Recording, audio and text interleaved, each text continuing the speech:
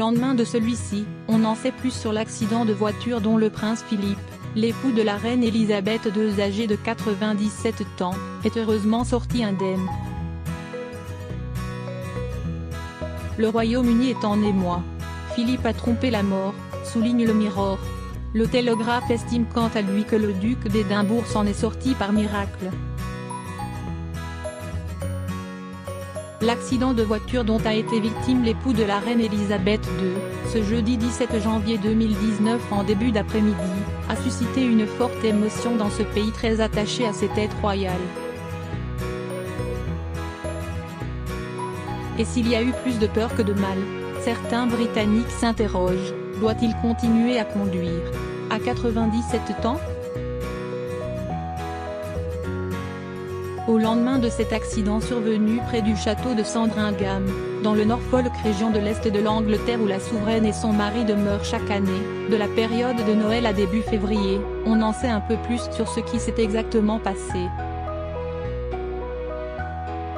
Selon la BBC, la puissante Land Rover que conduisait le prince Philippe avec un passager qui était vraisemblablement son officier de sécurité, selon l'agence presse Association, s'est renversée après être sortie d'une allée du domaine royal pour s'engager sur une route, et être entrée en collision avec une Kia.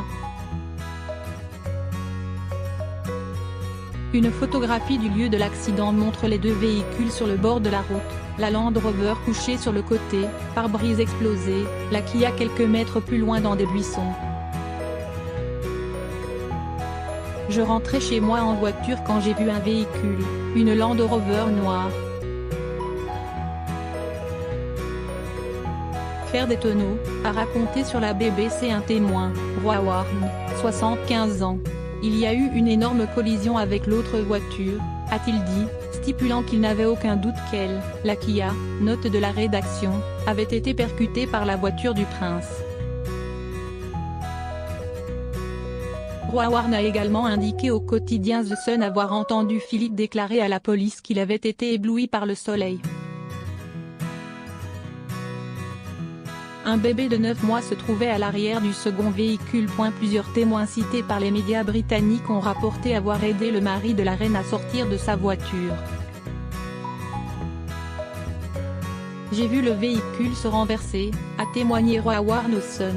Il s'est alors précipité pour aider à dégager le conducteur quand il s'est soudainement aperçu que c'était le prince Philippe, lequel était conscient mais très choqué et secoué, a-t-il ajouté. À la BBC, ce même témoin a signalé, il était visiblement ébranlé, puis il a demandé si tout le monde allait bien. Le palais de Buckingham a pour sa part assuré que le duc d'Édimbourg avait vu un médecin par mesure de précaution et que celui-ci avait confirmé qu'il n'était pas blessé. Il y avait un bébé à l'arrière, de la Kia, note de la rédaction.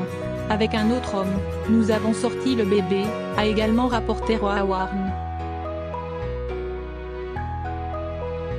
La présence de cet enfant de 9 mois a été confirmée ce vendredi matin par la police.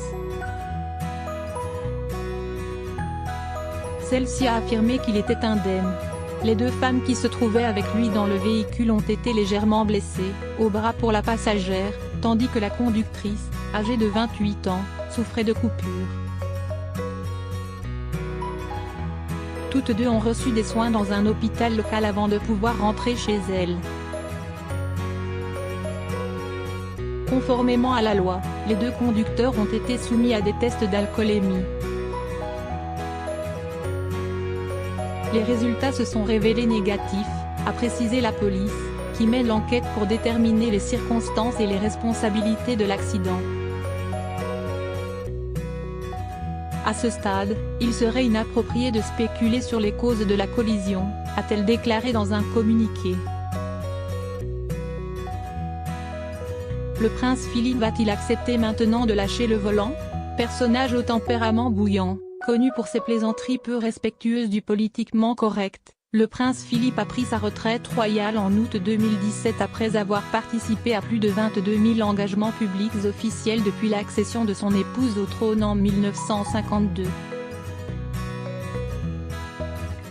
Pilote expérimenté et amateur de vitesse, il a été vu, au volant, au cours de la dernière décennie, en de nombreuses occasions, avec souvent comme passagers des chefs d'État ou de gouvernement et d'autres personnalités internationales.